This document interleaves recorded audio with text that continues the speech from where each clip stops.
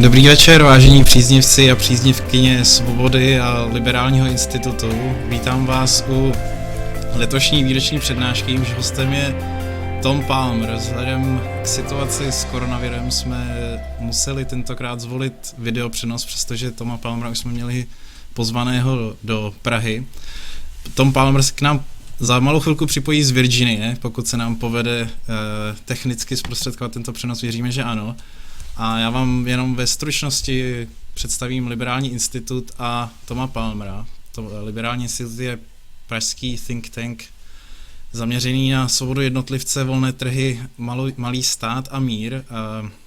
Existujeme od roku 1989 a Tom Palmer je častým hostem v Praze právě už dávno od roku 1989 a několikrát byl v Praze a máme radost, že ho tady aspoň přes telemost můžeme přivítat i dneska. Liberální institut mimo jiné vydává knihy. Právě v minulém týdnu jsme vydali novou knihu manželů Friedmanových Svoboda volby, kterou tady mám na stole a můžu vám ji ukázat, kterou si určitě nezapomeňte koupit. A teďka bych ještě stručně představil našeho laureáta naší výroční ceny, Toma Palmera. Tom Palmer bude 23. laureátem výroční ceny Liberálního institutu. Prvním laureátem byl Gary Becker v roce 1995 a druhým laureátem byl Milton Friedman v roce 1997 a Tom Palmer se tedy zařadí po bok takovýchto velikánů.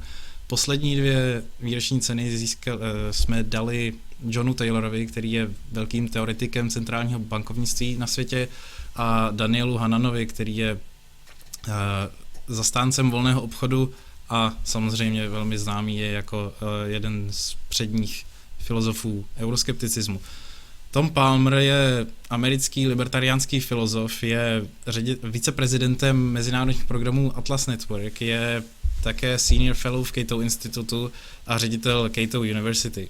Předtím působil na Oxfordu a na univerzitě George Masona a často přednáší po celém světě, jak už jsem zmiňoval, několikrát jsme měli tu čest vidět ho i tady v Praze. Zabývá se liberálními myšlenkami v širším a často historickém kontextu, analyzuje populismus, nacionalismus, socialismus a další antiliberální ideologie. Je velkým zastáncem vlády práva a práv jednotlivce.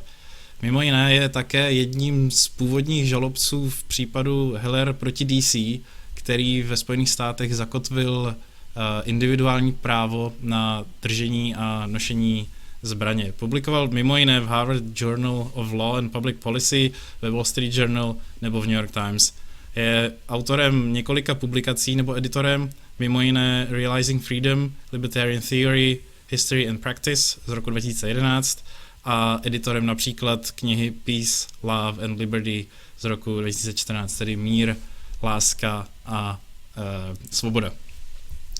O těchto tématech bude mluvit i dnes při příležitosti této výroční přednášky, odkud se připojí, jak už jsem říkal, ze svého domu v americké Virginii, a já už mu asi předám slovo, pokud můžu, dívám se do režie.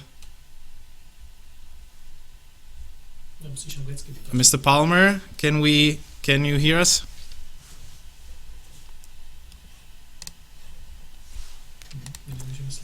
Tak máme evidentně nějaké potíže, tak chvilku počkáme.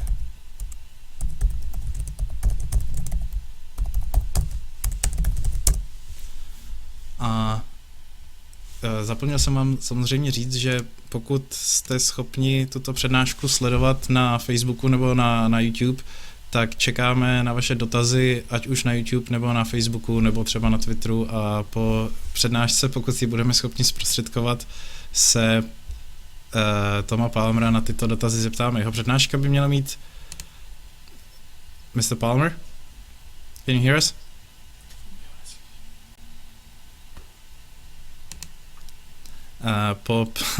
Přednáška by měla mít titul, který jsem teď zapomněl.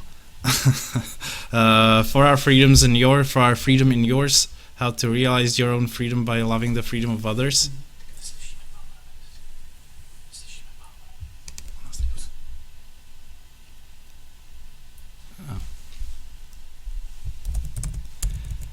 Pořád máme nějaké drobné problémy a budeme se je snažit vyřešit.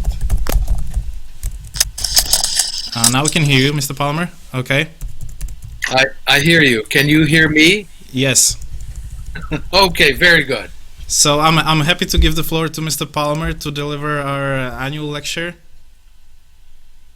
Very good. Well, Martin, thank you very much. It's really an honor for me to reconnect with Liberálního Institute, and I'll tell you in a moment why. I want to address this important question of loving our own freedom and the freedom of other people, and why that is central to what the liberal project is all about. I started working for liberty in your region quite a few years ago, when communist tyranny still dominated life in every regard. I'd been in Berlin, East and West, quite a few years ago. That was me expressing my opinion of communism. I had seen how horrifying it was, and I began under communism to travel throughout the region to help people to acquire the texts, the books, the ideas, and the connections about liberalism. I found this in an old box some time ago from when I was living in Vienna, and I just happened to save the newspaper from that important day. It was a profoundly significant day, in my opinion, in human history. And I had been involved in a lot of programs and seminars. This was on Hayek's book in Budapest that we had organized. I was traveling extensively throughout the region, bringing photocopiers and fax machines and other things. And of course, in Prague during that very important time. And I had the great privilege and great honor of meeting Czech liberals, truly inspiring people, and then helping them. I brought photocopiers and paper, 5,000 sheets of paper, which was not easy to get through the communist apparatus traveling into Prague. One of the things that launched that, when I was at a birthday party for Friedrich Hayek in Vienna at the Handelskammer, the Chamber of Commerce. Hayek, of course, could not participate. He was not very well at that time, was in Freiburg, but we had a wonderful birthday party nonetheless. And Karl Milford, the grandson of Rudolf Hilferding, the famous Austrian Marxist, but Karl Milford is a classical liberal, gave the presentation. And there was a participant there, very quiet, from then Czechoslovakia. And he came up very quietly to me and he said out of the corner of his mouth, "Ich bin Hayek fan." And we talked and went out to dinner to the famous Grüne Anker, which was the restaurant that Mises used to take his seminar participants to after seminars going back to the 1920s. And fortunately, he spoke some German, and also the wife of one of the Czech liberals who were there, Austrian liberals who was there, spoke Czech fluently. We made connections. When I visited then, I was able to bring back to Austria one of the very precious samizdat rice paper copies. I understood there were 8 of them, of the Czech translation of The Road to Serfdom. I took that to Vienna and went to a copy shop. We have to remember this was before computers and internet and all of that sort of thing. And I paid to make 100 additional copies. And then I took those back into Prague. So now there were 108 copies of The Road to Serfdom. And I was very honored to have been involved with the founding of the Liberálního Institute, which has been such a beacon of liberty for all of this time since 1989. And congratulations on continuing that work. Now, in discussing the theme today, I'd like to introduce you to another great liberal figure, but from Brazil, Joaquim Nabuco. He was a very prominent figure in Brazil. He was a lawyer, he was a diplomat, he was a poet, a literary figure, and he dedicated his life to the elimination of slavery in Brazil. It was the last country in the Western Hemisphere to formally eliminate the enslavement of human beings. In his book on abolitionism, he said very powerfully, "You should educate your children and educate yourselves in the love for the freedom of others, for only in this way will your own freedom not be a gratuitous gift from fate. You will be aware of its worth and will have the courage to defend it." When I was first introduced to Nabuco's thought on a trip quite some years ago to Brazil, working with Brazilian liberals, I was so struck by this statement, which I think really captures what it is to be a liberal or libertarian, if you will. It's to love the freedom of other people. He started his struggle for freedom as a very young man when he first began his formal schooling and continued it through his entire life. At the age of 18, he founded a newspaper called the Liberal Tribune, and he was elected president of the Student Association in Ateneu. 1869, he moved to Recife Law School, graduated in 1870, and he famously defended pro bono, so for no charge, a slave who had been sentenced to life imprisonment by the court for having run away, trying to assert his own freedom. And Nabuco decided he would defend this poor person, and the rest of his life he worked for the liberty of himself, but also for others. Liberals have long held that fighting for our own freedom means we are fighting for the freedom of others as well. In the November uprising in Warsaw in 1831, when the Poles rose up, they sent the message to Russians also. We are fighting for our freedom and yours. It's not about Poles against Russians. It's about people standing in solidarity for their freedom. And that message was repeated in that very important year for people in your region of the world and certainly in Czech Republic and Slovakia. And that was the spring in 1968, when the Soviet tanks moved in to crush the aspirations to freedom of the people of then Czechoslovakia. And very importantly, a group of remarkably brave people stood up in Red Square to say that they stand with the people of Czechoslovakia and their liberty, and that they stood for their freedom and yours as well.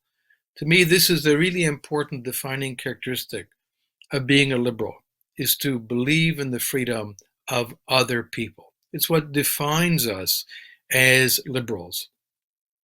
After all, it's not that difficult to care about your own freedom, although we should recognize not all people do that.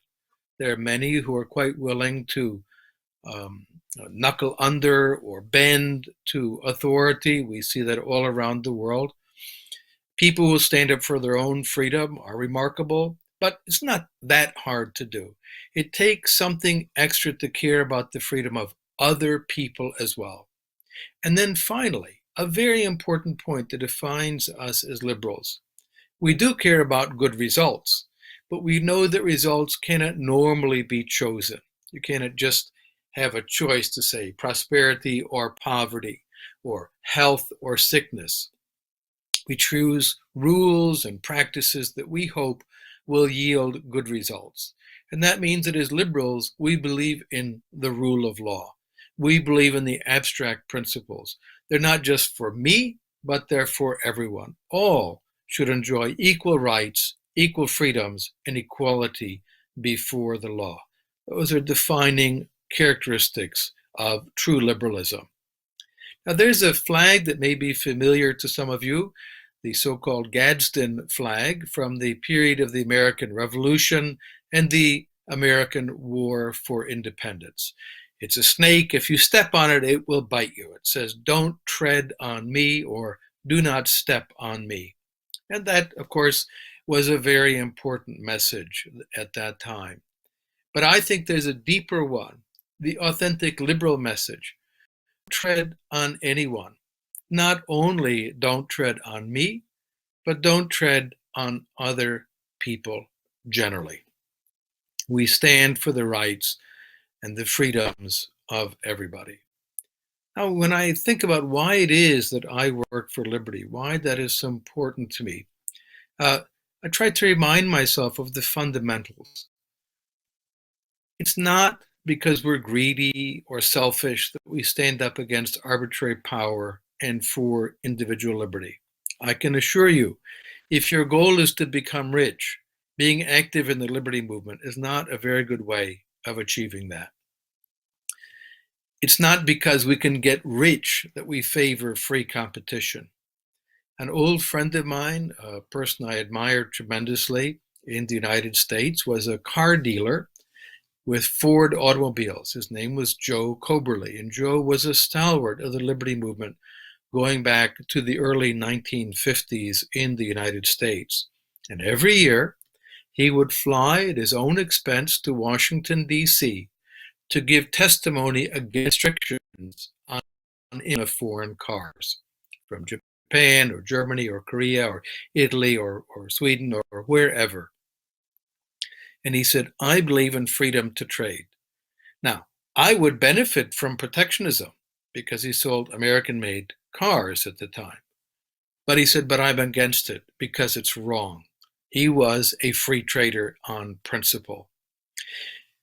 People might wonder, why is it that I've worked for about 45 years for the legalization of marijuana? I don't smoke it. I don't use it.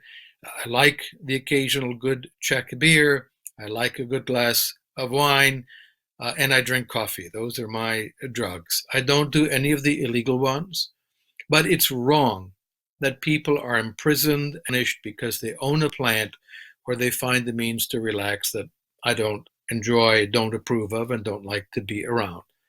I want to bring about freedom not because I want to do those things, but because I don't want other people to have their lives ruined, to be thrown into prison because they do that. When I oppose war and violence, it's not because of cowardice. People who do this often show enormous courage to stand up to powerful states and say these wars and this aggression is wrong. It's an act of courage to oppose aggression, not an act of cowardice. And finally, we stand up for arbitrary power and for individual freedom because we don't want to exercise power over others, and we don't want others to exercise power over us. I don't have to be a member of a religious minority to favor freedom of religion. I want freedom of religion for myself and for everyone else, including those who don't share my views on such an important topic. Now, we do it because we want to live our own lives. We want to be responsible for ourselves. We want to be able to say, I did that, I achieved that, this is my life. But not only for that reason, because we want everyone to have that right. We want everyone to be able to have the freedom to achieve, to do, to fashion their lives as they see fit. And we do it because we're the kind of people who stand up for our rights and for the rights of other people. And this, I think, is going to become more important in future as nationalism and scapegoating of minorities is rising. An example from the United States that I have always found very inspiring, when Japanese Americans, Americans of Japanese descent, were punished during the Second World War.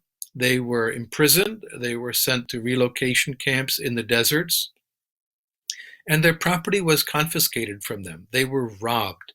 It was a vicious crime during that time. And it was only many years later that there was a public apology from President Ronald Reagan, who also offered a compensation. Admittedly, it was token, but it was something, as well as a public apology for a crime that had been committed against them.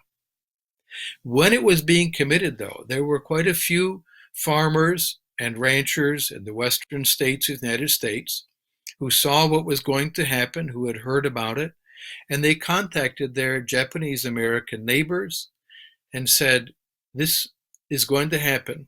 You trust me, you know me. Let me buy your farmland for $1, and I will have the deed.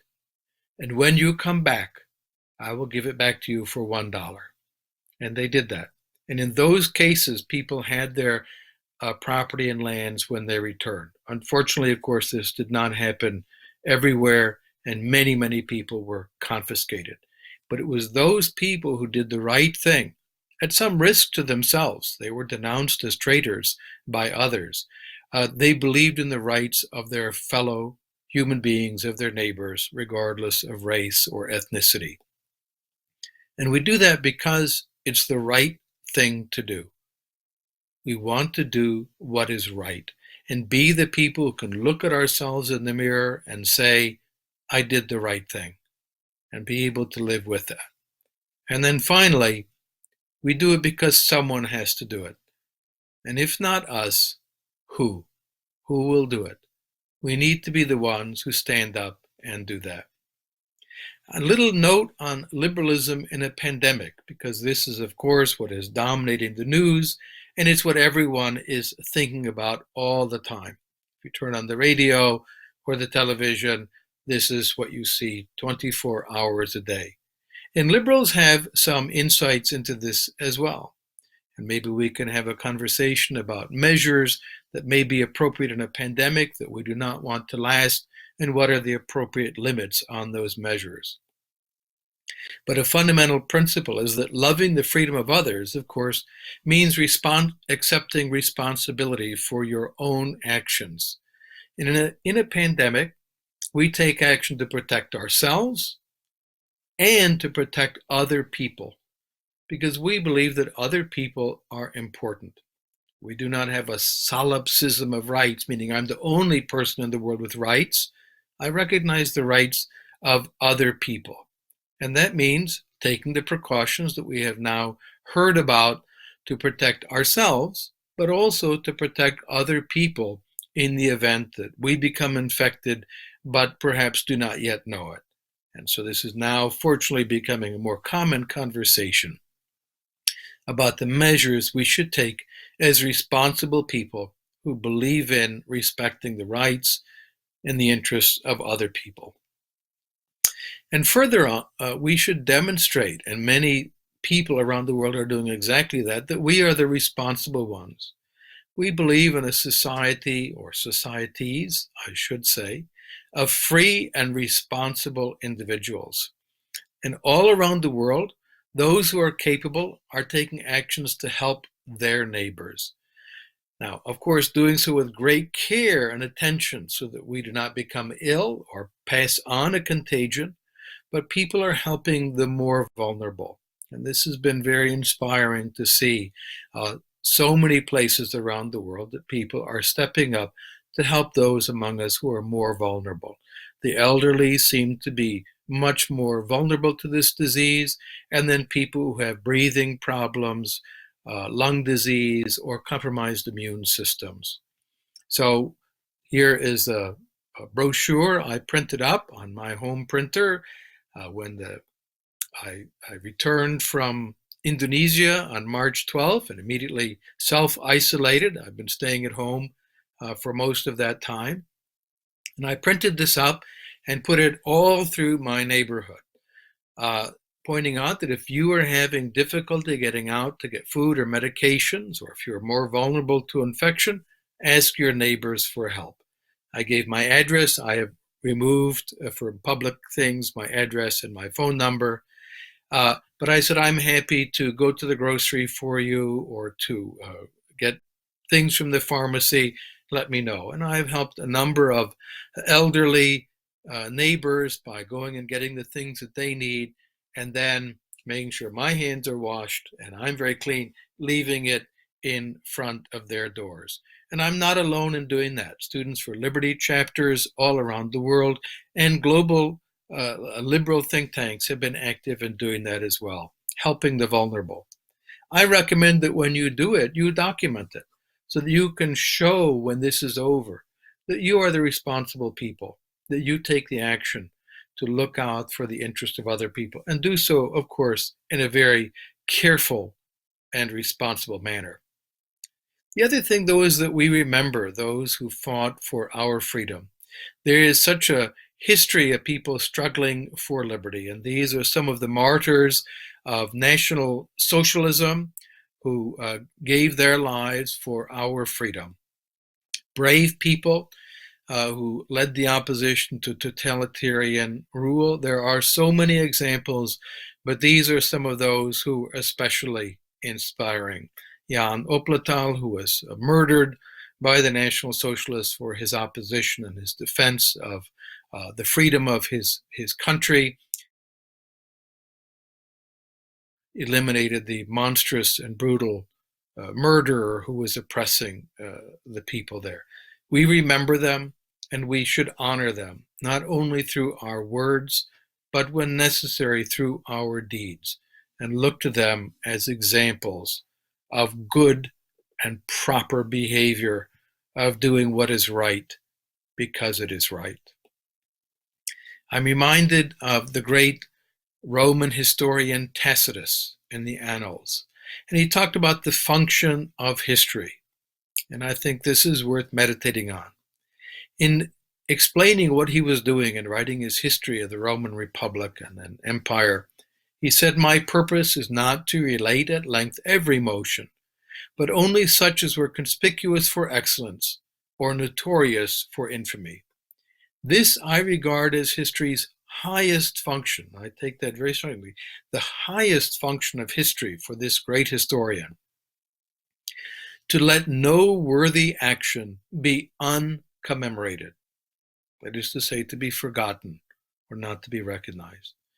And to hold out the reprobation or the condemnation of posterity, of the future, as a terror to evil words and deeds. History should remind us of the wickedness that human beings can do to one another, but also of the bravery, the courage, the goodness of those who have stood up for what is right, those who have fought for their freedom and for ours. Now, there's some lessons that I draw from this for our job as champions of liberty. We must be the ones who act to secure our freedom and theirs, our freedom and the freedom of other people. And remember that this is a long-term effort. There will always be short-term setbacks, but we are in this for the long haul. This is especially important at this time, as we are seeing authoritarian regimes, such as in Hungary, such a striking example, but also China and others, taking advantage of the public health crisis to secure authoritarian rule and power. And we have to say, we will not stand for that. We are willing to fight for liberalism, for constitutionally limited government, for freedom, for the long term. That said, especially for the younger people who become very enthusiastic, don't burn yourself out and sacrifice all of your longer term goals, graduating university, getting a good job, and so on, for the fights of the moment. If you are successful in life, you will live to fight again and to continue that struggle for a longer time. In addition, something that I think is important for liberals is to remember not to be angry people. Now, there are many things to be angry about in the world: injustices, aggression, violence, repression of other people, avoidable poverty that is caused by socialism and cronyism. So be angry at the right time, on the right occasion, but not to become angry people. Angry people are unhappy, and unhappy people are ineffective. And so I believe in sharing our understanding of liberty with joy and in friendship with other people. It's important to make alliances, of course, but we should always be on guard against collectivists of any sort slipping into organizations. That follows on my previous point about anger. Collectivists are typically motivated by anger. They hate the other group, the other nation, the other religion, whatever it happens to be, and anger drives them to collectivism. One way to resist collectivism is by resisting anger. And therefore, I caution people to be very careful about right-wing or left-wing collectivists infiltrating movements for liberty on the grounds that, well, we have a common enemy, the other collectivists. That does not end well. And we have to make sure that our organizations have a strong commitment to the principles of liberalism, of toleration, of personal freedom, and limited government. So now is the time to take the activity to educate ourselves in the science for liberty. As we are, many of us, quarantined, we have books or access to material, learn about these principles, become a better and more rational thinker, often by understanding the case of the other side better than they do, and by increasing our command of the art of persuasion and public speaking. And I emphasize when we do that, the purpose is not to defeat enemies, but to win friends for liberty. Our goal is to get more people to open their eyes and to see the value of liberty, not to crush or beat or humiliate other people who do not share our ideas. So the first point about educating ourselves, I'm very inspired by a man named Leonard Read. He was a businessman from Los Angeles, and he founded the Foundation for Economic Education. He argued that advancement of libertarian ideals requires that each of us achieve that degree of excellence in understanding and exposition, which will inspire others to seek one out as a tutor. That was a very important lesson for me. I tend to be, by nature, an argumentative person, and I try to become a better person if I'm thoughtful and educated, and people ask me for my opinion. It's much more likely to have a positive impact than if I bludgeon them with it and impose it on them because I'm an argumentative person. We can become better and more rational thinkers. And one thing I encourage people to do is try to understand the other side better than they do. The nationalists, the collectivists, the fascists, the socialists, and so on. Trying to figure out why do they think that way and be able to understand their own argument.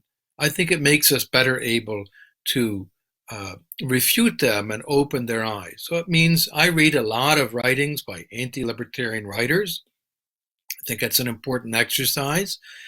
But I also listen to people who disagree with us. Sometimes it's a little bit disagreeable, but I try to listen and hear what is the force of what they're saying. Why do they believe those things? When we understand why they disagree, and when we work to have an open mind and consider their reasons, we're able better to show why liberalism is superior, which is my opinion. But I try to listen to people who disagree and understand and maybe learn from them along the way.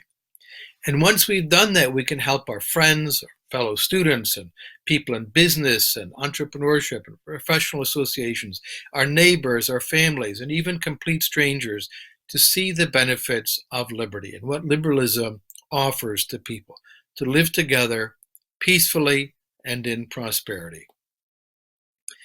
David Hume pointed out very neatly that force is always on the side of the governed. We worry about police states and totalitarian regimes, but really, the people have more force on their side. What is it that supports authoritarian regimes or dictatorships? It's opinion. The governors have nothing to support them but opinion. It is therefore on opinion only that government is founded. Remarkable insight. We need to convince people not to support authoritarian or socialist or statist regimes, and that is about engaging in persuasion. I'm reminded also of Demosthenes, who practiced speaking over the ocean's roar, and Marcus Tullius Cicero,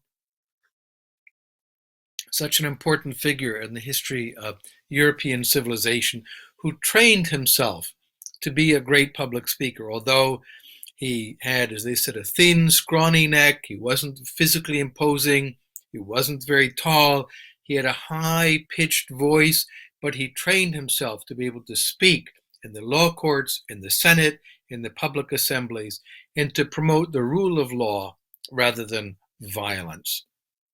And his personal training of himself is an inspiration to me. Now, when we persuade people of the value of liberty, it's not the same as shocking them, which sometimes people think is what they should be doing. I'm so radical, I think we should legalize, and they make a list thinking someone will object to something on that list, so I can shock them. Or to persuade them that they're more radical than other people, more hardcore or more consistent. I think that's largely a waste of time. I'm interested in helping people to see the value of liberty and to move from more statist or more coercive to less statist and less coercive. And if someone changes their opinion, legalization of marijuana or freedom of trade, I'm happy. It pleases me when people can move in the direction of liberalism. And finally, I want to leave you with an important thought, that freedom is a life project for all of us. Now, as one goes through life, you acquire many commitments and projects: family, children, work, professional responsibilities, hobbies, things you like to do, sports commitments, all different things that are part of a rich and happy and fulfilled life. Career, art, you name it. But among all of them, I hope that everyone listening will keep a place for one that will be a companion for an entire lifetime. One commitment that you always have with you, not the only one, not even the biggest one, but one that you have with you always. And that is the commitment to liberty. That this is a lifetime achievement. It's something that you can look back in your old age and say, I did the right thing. I did what was right because it was right. Now, I've asked all of you to make liberty one of your life projects. It's what I've been doing for many decades. It's been my major passion during all of that time, going back a very long time. And I'm asking you to do something more than just make it a life project. So those of us who are older and have been doing this for many decades, we're counting on the younger people in particular to do something very important to us. And that is to replace us. Not right away. I still have some years of active work in me to promote liberty every place and for everyone. But nonetheless, to be able to replace us so that liberty may never perish and every human being may enjoy the dignity of a life of freedom and responsibility. And with that, I thank you for what you are doing in Czech Republic for your freedom and for ours. Thank you from the bottom of my heart. Thank you, Mr. Palmer. It seems that our first ever live broadcast went through. We did receive some questions from the audience, which I will get to very shortly. I have to apologize though that we were not able to broadcast it on Facebook because of technical difficulties, but we'll have a rerun, of course, and we hope that many more viewers will eventually join us. But we had some good numbers on the live broadcast as well, from what we can see here. Thank you, Mr. Palmer, for an enticing talk, for a great talk as usual. And I would my first question I think would go to your first visit in Prague. If you could maybe elaborate on that. I think you visited in the fall of 1989. Is that correct? Earlier, I have to remember, maybe someone can look up what was the birthday of Friedrich Hayek. because I visited shortly after that. And I had been there before more touristically, just to look around and try to see things. I see. And I was there a number of times, and I spent 2 weeks when all of the universities were shut down, and the students were keeping the old professors and administrators out, and I was privileged to hold seminars on market economy, on the pricing system, on the political economy of classical liberalism and limited government, and had been back and forth to Vienna a couple of times. I received an invitation to Prague School of Economics from Mr. Bruzek that had been arranged, and I recall I had the letter with the red seal, which is very important in those times. It's a both communist and a heritage of Austro-Hungarian empire bureaucracy. And I recall when I came back with a lot of material on the train, I had brought 5,000 sheets of paper, 100 photocopies of this Czech translation of The Road to Serfdom, a photocopier, and a very early laptop computer. They called it desktop publishing at the time. And I had put them into boxes, and then I camouflaged them. On the top, if you open it, were gifts. Ladies' cosmetics, which were very important at that time. Communist cosmetics were pretty terrible. So you could buy them in Austria, and also children's toys, which I gave to my friends. They had children, and the ladies liked to look beautiful. And so I was ready for them to open them and say, well, it looks like just some gifts. I said they were gifts. And I pick a train car with only two elderly ladies, two elderly Czech ladies who had been able to travel out and go back. And they had no luggage, a little tiny bag. So I put it in over the containers. And when we got to the border, in came the I don't know the Czech term, but the Grenzpolizei, so the border guards. And they came through and were with dogs. It was quite elaborate. And they said, what's that? Whose is that? And the ladies, of course, said, not mine. And I said, oh, it's mine. So had to take it all off. It was very heavy. Onto the train. And they were ready to open them. And I said, the fellows there spoke German. I said, I demand to speak with the section chief for the border patrol. Now, I have an official invitation from the Academy of Sciences of the Czech and Slovak Federal Socialist Republic. And I want now to speak to the boss. So they went and they brought him back, and he came with some more actual soldiers. And I explained I have an invitation. I cannot, the whole train was stopped. They wouldn't let it move. I said, I have an official invitation. I'm going to be delivering lectures at the Academy of Sciences of the Czech and Slovak Federal Socialist Republic. And I do not want to be delayed. There will be consequences.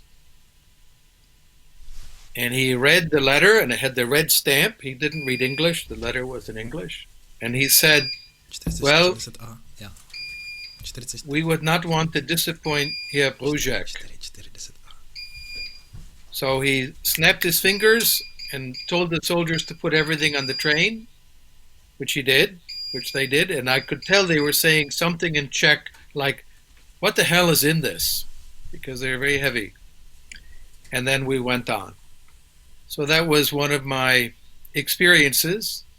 after that trip, when I returned, I was there for some weeks. I had another experience that is very much in my memory. Our friends had asked me, with traditional Czech hospitality, is there anything you would like as a gift? Because Czech people are very hospitable and gracious people. And I was in the communist office, and I said, I'd like those pictures, Marx, Engels, and Lenin. And they, okay, we will see.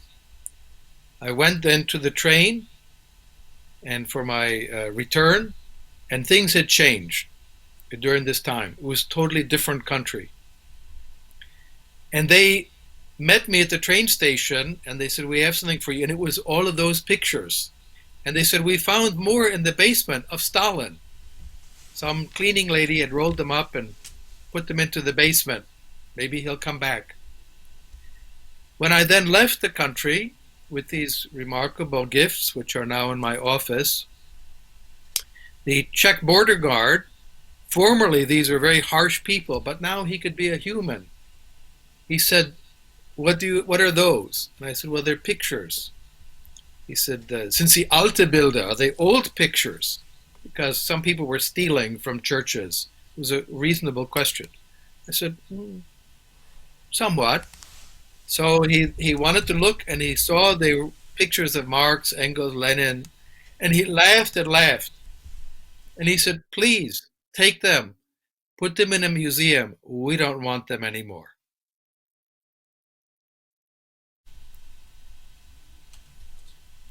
Thank you. That was a great experience, and people can now see that you've been an instrumental figure in the Czech liberty movement, or the Czechoslovak liberty movement as well.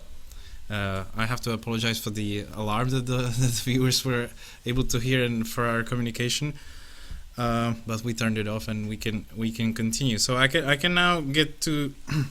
And of course, in the similar vein that you were a figure in the Czech liberal movement, it's great for us that you included in the talk and remembered the Czech and Czechoslovak heroes. I think it's very important for us and for our viewers. I will now get to some questions. I have a question here from Martin, which is actually not me, but somebody else. The question reads, if we want to fight for liberties that don't concern us, but only few people, we need to find supporters, which is hard for something that doesn't concern them, because we have to explain the principles. And unfortunately, people often have different principles and don't agree with those with those principles of others. Could you give an explanation or a comment on that? Yes, it's your questioner shows an understanding of the strategic problems that we face in this situation. But I'll give you an example that sticks in my mind from 25 years ago, I think. I spoke at a liberty-oriented group in the state of Oregon in the United States. And I spoke at two organizations, one in Portland, which is the city, and it was very urban. Lawyers, doctors, and the like. Then I spoke at one in the countryside, and it was a very different audience. Country people, they were very serious churchgoers, was sociologically a quite different audience. And someone asked the question when I talked about equality before the law, about what now is called same-gender marriage or gay marriage, which at the time wasn't really on the agenda. And the question was raised, and one of the organizers was very active in her church. She's a real Sunday school teacher every Sunday in church. And she said something that made me feel so wonderful, having come from a pretty conservative church background, as she did. She said, well, you know, I don't think our church would perform that, but it's not our business to tell other people how to live their lives. And that was very important to understand, that people don't have to share your views on religion to be open-minded, liberal people. She said, our church probably won't do that, but it's not our business to tell other people how they have to live. And that stuck with me for a long time, that she could see beyond and look at the other people and say, well, let them live their lives as they want. She embraced an abstract principle that is the principle of liberty. I think that we can induce people to do that and get them to think beyond their own circle of interests and understandings. And one way is, of course, to talk about your own nation's tradition of liberty. And Czech nation has a tradition. Czech nation has heroes of liberty. I wanted to acknowledge and honor some of those noble people, that they're fighting for liberty. And we want to live up to that standard. Now, there are other ways in which these arguments can be advanced. Talk about the unintended consequences, for example. So our friends in Indonesia, which is the world's most populous Muslim nation, who are all Indonesians and Muslims, they fight for the legalization of alcohol. There's a movement to ban alcohol, and it is banned in some of the provinces on religious grounds.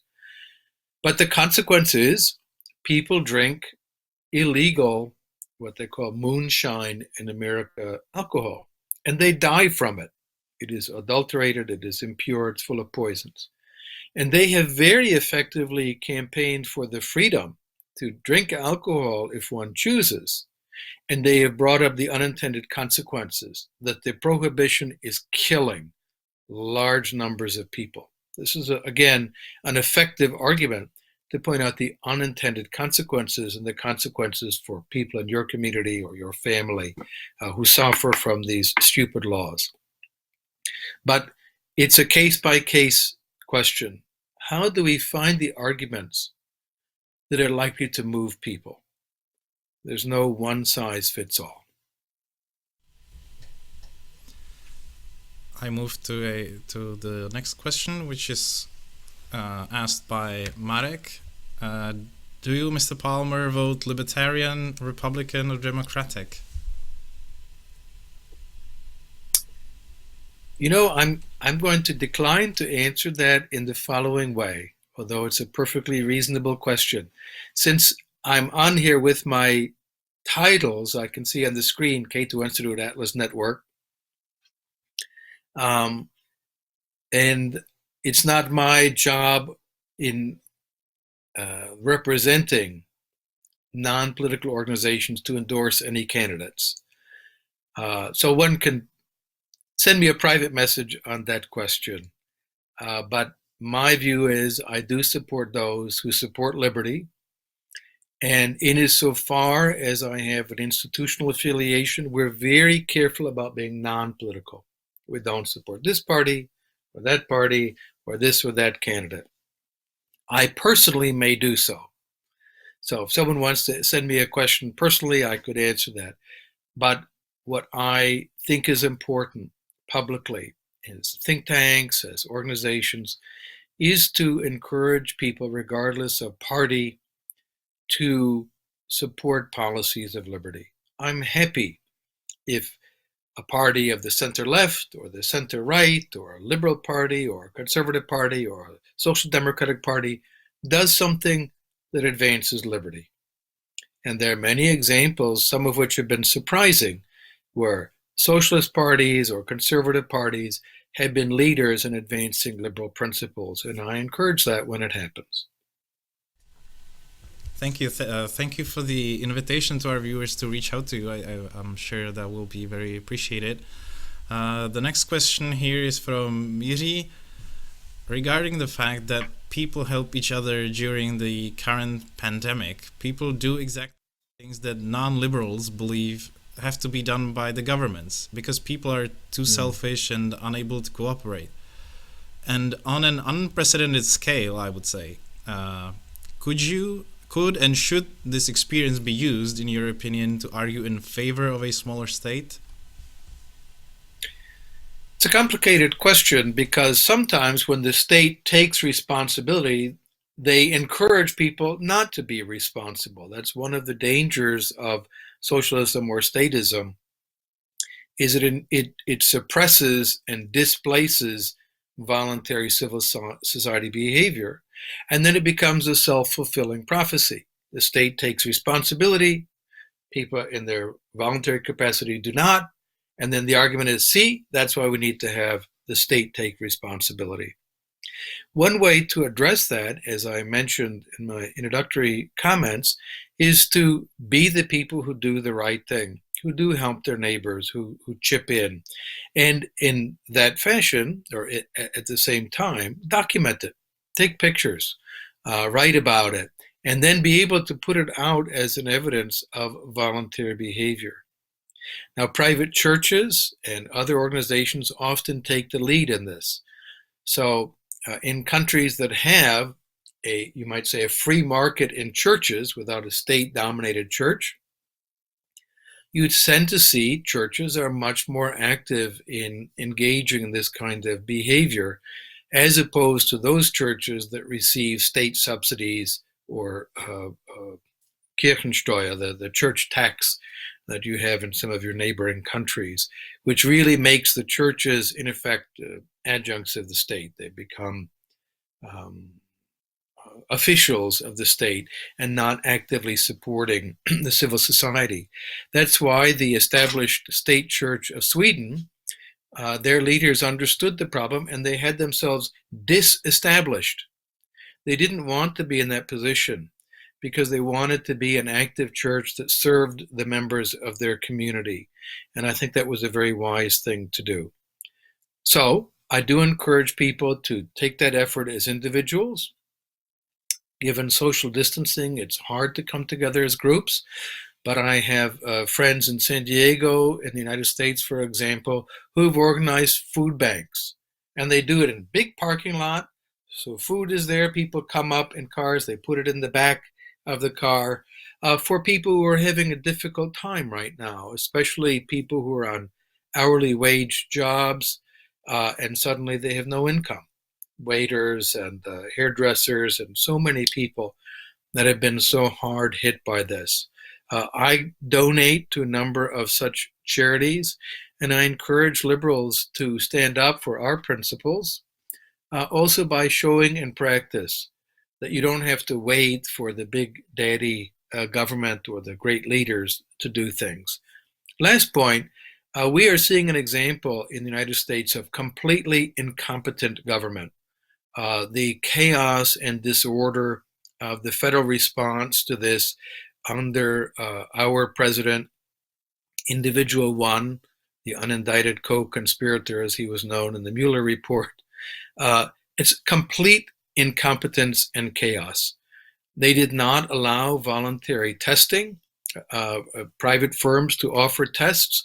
Other countries had this in January. We still barely have it in the US because they said, oh, the Food and Drug Administration and the Centers for Disease Control, two government agencies, they'll do it. And they had a monopoly.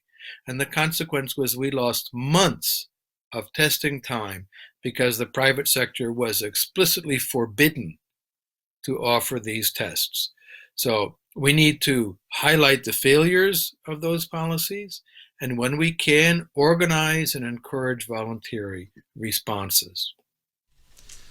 Well, if that's any consolation, or maybe consolation is the wrong word here, if that's a point of information, the Czech government has proven totally unable to handle the crisis as well, and as well as in the US, they banned decentralized efforts to fight the disease, which I think was the worst approach possible.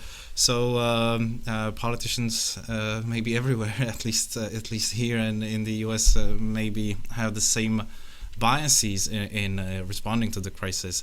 Actually, the very next question, actually from Jakub here, is what do you think will be the global consequences of the recent coronavirus crisis? I'm going to say some things that some people might find depressing, but I encourage you to take them as challenging instead. I think we're going to see the rise of authoritarianism. It's already happening. The Chinese government, the Communist Party monopoly on power, which was responsible for the lack of containment initially. Doctors were harassed and punished for warning people. But now they're saying that the authoritarian model works beautifully. I have an article coming out with my co-author Simon Lee from Apple Daily newspaper in Hong Kong. It'll be out on Wednesday. It's going to be published on the pandemic of authoritarianism in the example of China, but also what has happened in Hungary. Hungary is today a dictatorship. It has ceased to be a liberal democracy. It's a dictatorship under the rule of one man. Parliament cannot even assemble without him calling them. And he wants it to be, of course, perpetual. This is happening in more and more countries. Don't let it happen in Czech Republic, please. We will try to not let it happen in the United States. But the institutions of limited government and constitutionalism and the rule of law are being sorely tempted. We will see a rise in protectionism and restrictions on freedom to trade and freedom to travel. I anticipate we will see more attempts to restrict freedom of speech as well. And these need to be resisted. We need to be the ones who think about the future. That's why I think we should position ourselves as the responsible parties, not just angry people on the side who are complaining about things, but the responsible people who have good solutions to these problems, and to remind people not to throw out institutions that have stood the test of time, institutions of limited government, of free markets, of personal freedom and responsibility. They make us far wealthier and far better able to handle pandemics than authoritarianism, socialism, and so on.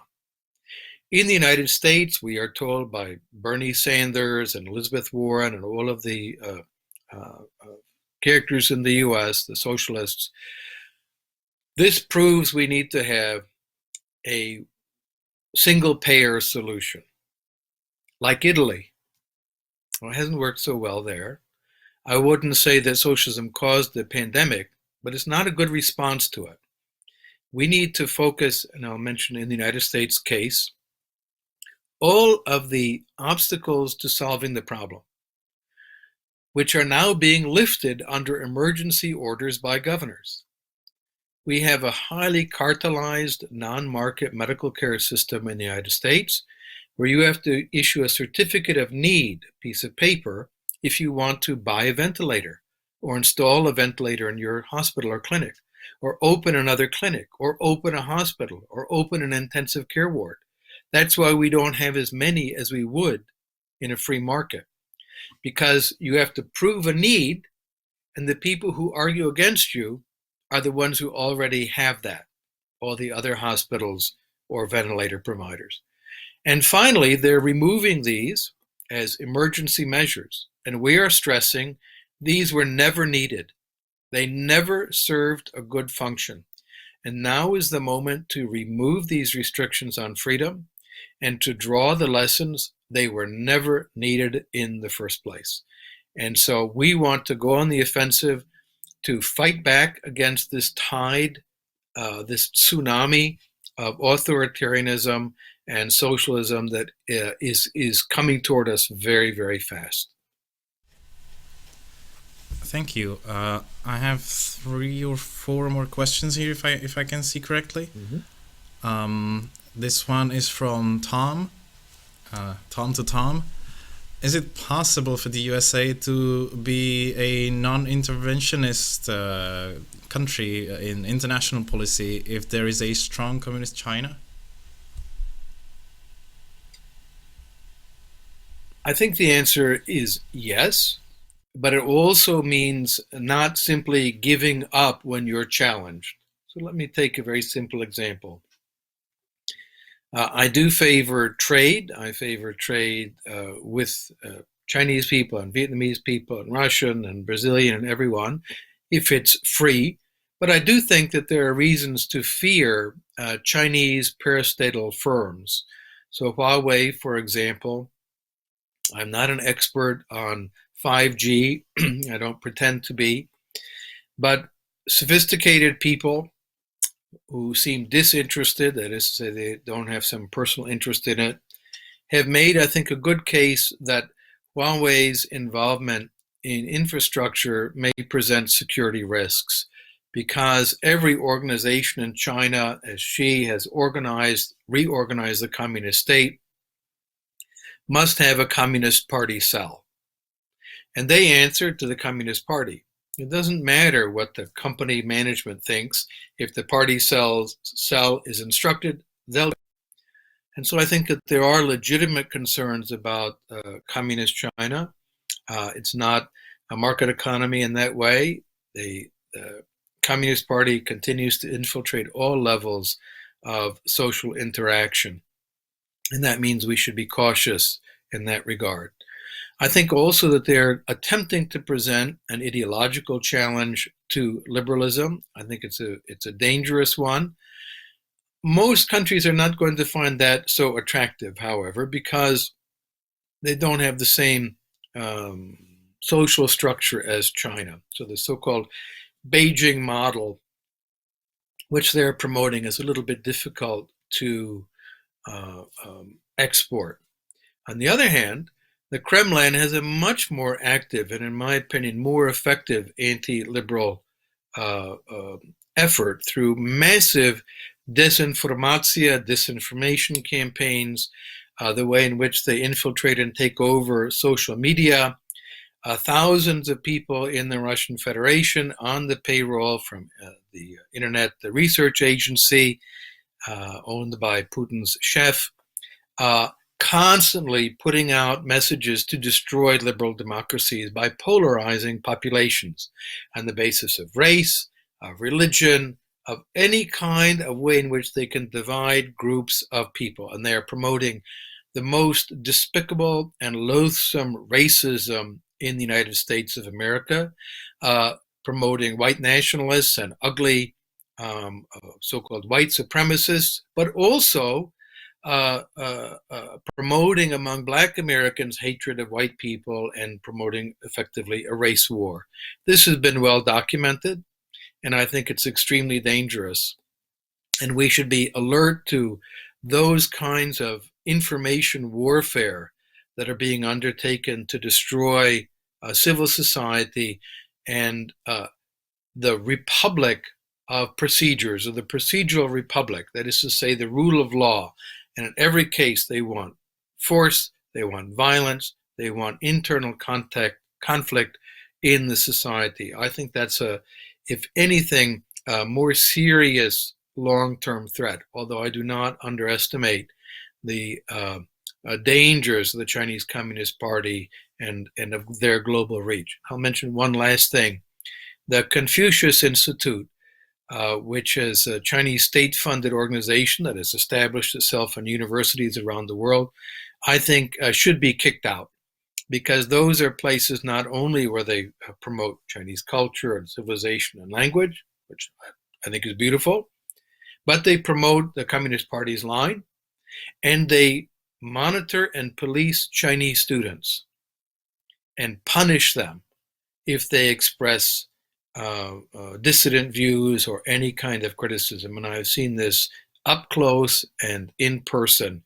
And I would support for every university to expel the Confucius Institute from their campuses. Thank you. Next question is from Marek. What are your key pro-liberalism arguments that you use to convince people with different views to at least think about and later maybe even support liberal ideas? And perhaps I would ask you to answer more concisely, because we're already over an hour, and I don't want to exhaust our audience too much. Well, then what I'll do for that answer is I encourage people to read one of my personal heroes, Frédéric Bastiat, a great French liberal political economist. He wrote from about 1840 to his death in 1849. He's so brilliant. He's so wonderful. And his arguments are so clear. What is seen and what is not seen. His essay on the state, his essay on the law. They're gentle, humorous ways to get people to think about things differently. So rather than giving a lot of examples, I just encourage people to go find the Czech translations of Bastiat, and I imagine you can put them up on the Liberálního Institute website, but also to read them in other languages. I should add, if you want to practice your French, he's much funnier in French than in translation. But I think he gave a model of how to change people's minds. And he's an inspiration to me. Excellent answer. We, of course, have an old book, Czech translation of Bastiat's essay for free on our website. And then we have currently 2 other books by Bastiat for sale. Of course, the bookshops are closed, but our e-shop operates even during the coronavirus crisis. So these books by Bastiat are to be bought on our website. The next question comes from Lukáš. He says, excellent speech, Mr. Palmer. Liberty is a great human construct, even though the pursuit of libertarian thinking, there are many ways how politicians approach citizens and voters. Economic socialism is present, especially as a solution to the coronavirus crisis. Don't you think that such economic interventions from the Fed and from the government will significantly affect the level of liberty? Yes, I think so. And when I mention to people that there are dangers, I do not want to encourage defeatism. It means we have to be more strategic, more thoughtful, and more resolute in how to respond to them. So the so-called stimulus, in my opinion, is a bit of madness. We don't need stimulus to make people go shopping and go to restaurants and bars. The whole point is not to do that at this time. And I think this is being promoted in the wrong way. It's a different matter if one argues, and there's a case to be made for it, that in such a catastrophe, the state is an insurer of last resort and will be helping people during the period of quarantine. You can make an argument for that, but stimulus is a dumb argument for this. The US, to give a simple example of how harmful this is at the moment, they increased $600 a week in the minimum wage, unemployment compensation. Well, that means that people on unemployment compensation, who are hourly workers, won't want to go back to work because private employers cannot offer a wage equal to the now much larger unemployment compensation.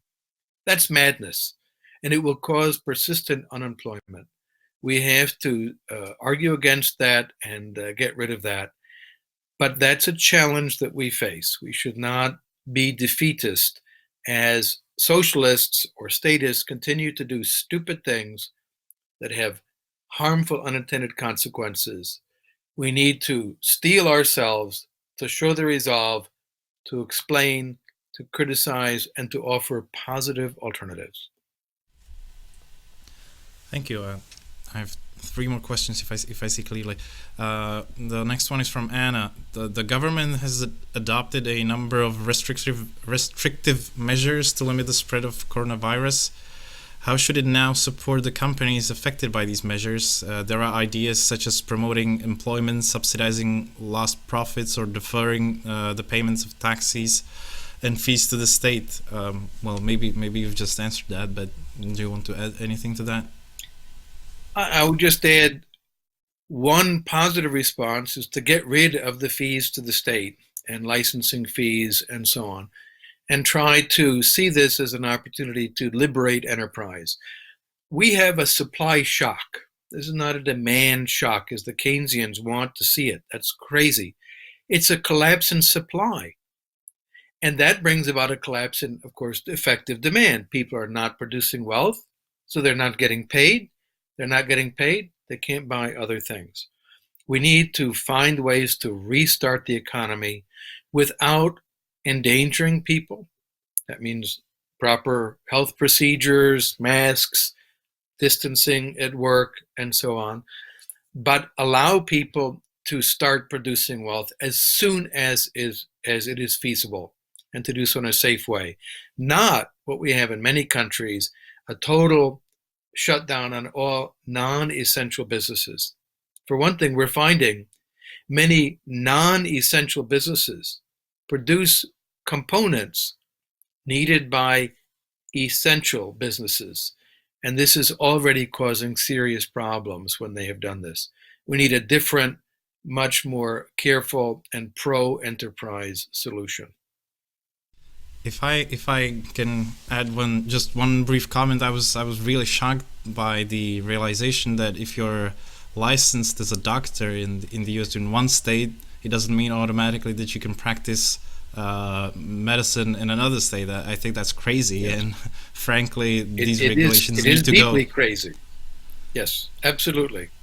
It's the one thing is that it's crazy that if you're licensed in Germany, for example, you cannot practice in the United States. But if you're licensed in, say, Texas, you cannot practice in New York. I don't think there's any defense. I would even get rid of that, because if you're a good enough doctor to make Germans and Czechs healthy, you're probably good enough to make Oklahomans and New Jerseyans healthy. Yeah. So the penultimate question from David. In general, are you optimistic about the future of liberalism? Do you see any country that could replace the US in the role of the world leader of liberalism going forward? Honestly, the rise of politicians like Sanders or Cortez, or Ocasio, we should say, and the magnitude of U.S. public budgets makes me doubt about the U.S. role in about the role of U.S. in this.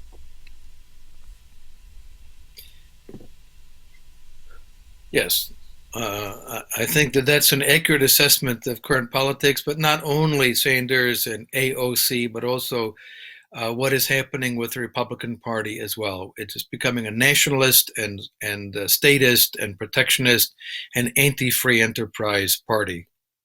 And this is the influence of Donald Trump and the people he has brought in. So the prospects in the United States, we're in a situation where we have a right that is increasingly statist and a left that is increasingly statist. I hope that the center left can rally reason and responsibility. The governor of Colorado, who's a centrist Democrat, said he was opposed to having the government own companies, which Trump is now promoting. He wants the government to buy the airlines, compulsory purchase of the airlines, not all be state airlines. And the Democratic governor of Colorado said, I'm against that. I'm not a socialist like Donald Trump. I do think there are other countries that are on a better path at the moment. Canada is a good example. And I don't want to say it's perfect in Canada. My Canadian friends remind me of all the problems there. But really, they have been doing a better job of promoting a free enterprise and limited government and a civil society than their neighbors to the south. I think that there are other countries in the world that have been more responsible and have seen more moves towards free, open economies and societies, including in Europe. So I think that we shouldn't think, oh, the US is somehow the big beacon of liberty around the world. I wish that were the case. I don't think it is. And particularly under this administration, our president openly admires dictators, Saddam Hussein, Xi Jinping, Kim Jong-un, Vladimir Putin, Joseph Duterte, Philippines. He says, these are the great leaders he looks to. And the U.S. under this leadership is unlikely to provide the role model, if you will, even if it's just in words, that it did in the past. And people need to begin thinking we need to secure our freedom in our country and not think someone else is going to save us. And the last question, if I see correctly, I apologize if I skipped over some questions, is from Michaela. Does this crisis finally make the population think about taxes?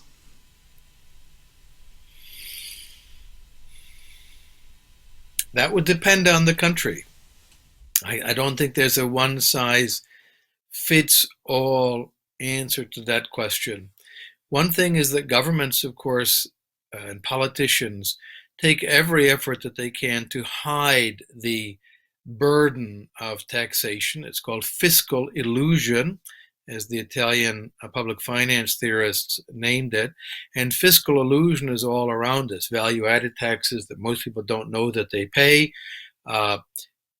You can think about all the different ways, withholding taxes and so on, that the actual burden of taxes is hidden from people. And in many countries, public opinion polls, when people are asked, what do you think about the taxes you pay? They say, I don't pay taxes. Rich people pay taxes. That, of course, is not true. Taxes often in those very countries are highly regressive and imposed even more on the poorer parts of the population. So we need to do the work to overcome fiscal illusion, to make the real burden of the state visible to people. In the current crisis, and I'll conclude on this note, I think that the more likely thing that we can make visible is the restrictions on voluntary provision of support, such as restrictions on private laboratories, and use role models. South Korea allowed the private sector to do it, and they had these tests available in January, and they have suffered much less as a consequence.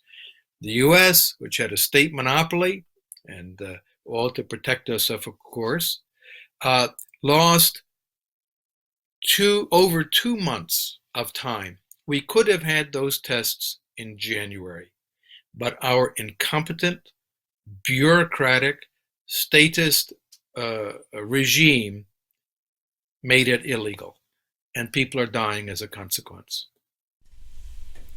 I have one final question here, actually. You don't have to answer that. Where in Virginia exactly are you from? Are you at? Well, that would be what they used to call an undisclosed location. That was when they would have the State of the Union speech, the vice president would not be there, or whoever it was, for the succession. But actually, I'm just in Arlington, Virginia, and in my home, and I'm in my little study here, and I'm doing okay. I feel terrible about people I know who work in restaurants and so on, who are suffering right now. And I've tried to be helpful to a number of people who are deeply worried about their future, and to help my neighbors who, because of age and infirmity, can't provide for themselves. But if someone wants to email me, I mentioned that, Tom G. Palmer at gmail.com is my private email. Go ahead and shoot me a message, and I'm happy to chat further. And by the way, thank you for the occasion, the opportunity to be with you today. Thank you very much. I'll say a few final words, if you would allow. Mm-hmm. I really appreciated your talk. It was amazing as always, and I'm really grateful that we had the opportunity to host you for the annual lecture, even with the limited experience. I really liked your remark that we should not be angry at people, and that we should not make enemies but win friends of liberty. And I hope that this situation with coronavirus crisis will not lead to you being the designated survivor of liberty, but I hope we'll still have some liberals, and maybe even more if we are able to use this opportunity smartly. I would like to thank our viewers who, even despite the obvious challenges, stuck with us throughout the broadcast. And I would mention perhaps some of the comments. We even had a viewership from Canada. Landon here says, cheers from Canada. We had here comments. Amazing speech. Amen to that by Gil. Vitek says great so far. Hilarious says well done. So maybe they're too kind, but again, this is our first ever live broadcast, and we'll of course make improvements for the future. This normally would be the time where I would hand you the diploma, but even the print shops are closed, so we couldn't even print it so that I could show it. But I will at least say that the Liberálního Institute Annual Award 2019 for contributing to proliferation of ideas of liberty and free competition, for honoring private property and the rule of law, goes to Tom Palmer. Thank you very much, Mr. Palmer. And, thank you. I'm honored. And I would also like to thank our fellows here at the Liberal Institute and all external and internal supporters. I would of course love to thank the Atlas Network for collaborating us and helping us throughout the years. I would also of course like to thank the Cato Institute for great leadership for us and for the collaboration, and for my personal great internship, and of course, to you, Mr. Palmer, I consider you as one of my mentors, and I'm really grateful for this opportunity. And my special thanks today goes to our director here, Honza Boucha, who has made all this possible. I think thank you very much, and thank you again to our viewers. Don't forget to visit our website, visit our eShop, where we get revenue to do broadcasts like this and events like this. And thank you again, Dr. Palmer, for coming here and for giving this amazing talk. And we'll email you the diploma. All mine. I look forward to it. I'll print it out here at my home printer and put it on my wall. Thank you very much. Bless all of you for what you're doing. You give me courage and hope for the future. Thank Bye-bye. you, and good afternoon to Virginia, and good night, I think, to our viewers, or good evening at least. Yes.